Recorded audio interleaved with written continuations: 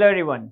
हम आईए 16 property plan and equipment का अकाउंटिंग के स्टैंडर्ड कवर कर रहे थे और आज की इस लेक्चर में हमने प्रॉपर्टी प्लान एंड इक्विपमेंट का रिकॉग्निशन क्राइटेरिया डिस्कस करना है। सर, रिकॉग्निशन क्राइटेरिया का क्या मतलब है?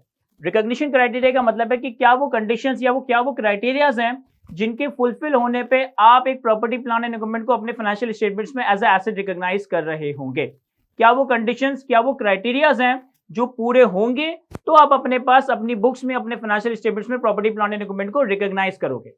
अब आईए 16 प्रॉपर्टी प्लान एंड इक्विपमेंट की रिकॉग्निशन के हवाले से दो रिकॉग्निशन क्राइटेरिया प्रोवाइड करता है। ये दोनों रिकॉग्निशन क्राइटेरिया मीट होंगे तब जाकर आप अपने पास प्रॉपर्टी प्लान एंड इक्विपमेंट का एसेट रिकॉग्नाइज कर रहे होंगे।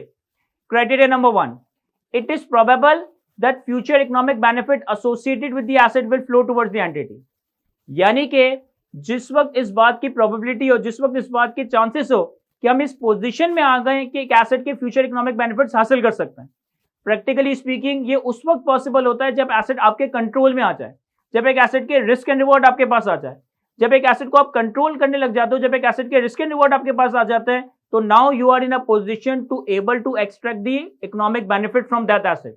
अब एसेट के इकोनॉमिक बेनिफिट्स उनको यूज करके हासिल किए जा सकते हैं, उनको बेच के हासिल किए जा सकते हैं। तो जिस वक्त आपके पास एक एसेट का कंट्रोल आ रहा है, जिस वक्त आपके पास एक एसेट की पोजीशन आ रही है, जिस वक्त आपके पास एक एसेट की ओनरशिप आ रही है, आप उस एसेट को कंट्रोल कर सकते हो, उसके रिस्क एंड रिवॉर्ड एंजॉय कर सकते हो, उससे इकोनॉमिक बेनिफिट हासिल कर सकते हो। सर, आपका रिकॉग्निशन क्राइटेरिया नंबर 1 मीट हो रहा होगा।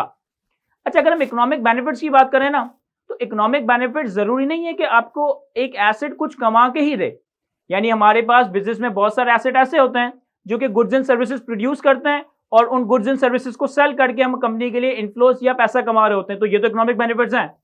लेकिन अगर कोई गुड्स ऐसे हैं, कुछ एसेट्स ऐसे हैं जो कि आपके बिजनेस में एडमिनिस्ट्रेटिवली इस्तेमाल हो रहे हैं, रेंटल पर्पस के लिए इस्तेमाल हो रहे हैं, तो एडमिनिस्ट्रेटिवली भी एक एसेट को यूज करना, उससे इनकम जनरेट करना रेंटल की फॉर्म में, या उससे गुड्स एंड सर्विसेज प्रोड्यूस करके सेल करना, ये सारी चीजें एसेट के इकोनॉमिक बेनिफिट्स को रिप्रेजेंट कर रही होती है। तो criteria number 1 is it is probable that future economic benefits associated with the asset will flow towards the entity. And criteria number 2, the cost of the asset can be reliably measured. जिस वक्त आप property plan and equipment की cost को reliably major करने की position में आ जाते हो, ये दोनों क्राइटेरिया के फुलफिल होने पे आप अपनी बुक्स में प्रॉपर्टी प्लान एंड इक्विपमेंट को एज अ एसेट रिकॉग्नाइज कर रहे होंगे। तो what is the recognition criteria? Sir, 2 criteria.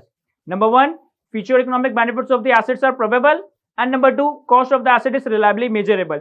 जिस वक्त ये रिकॉग्निशन क्राइटेरिया मीट होगा, हम अपने फाइनेंशियल स्टेटमेंट्स में, हम अपनी बैलेंस शीट में प्रॉपर्टी प्लान एंड इक्विपमेंट के नाम से एसेट रिकॉग्नाइज कर रहे होंगे। तो आई होप कि प्रॉपर्टी प्लान एंड इक्विपमेंट का रिकॉग्निशन क्राइटेरिया मैं आपको अच्छे से एक्सप्लेन कर सका हूं। आज की गुफ्तगू को यहीं तक रखते हैं। Thank you.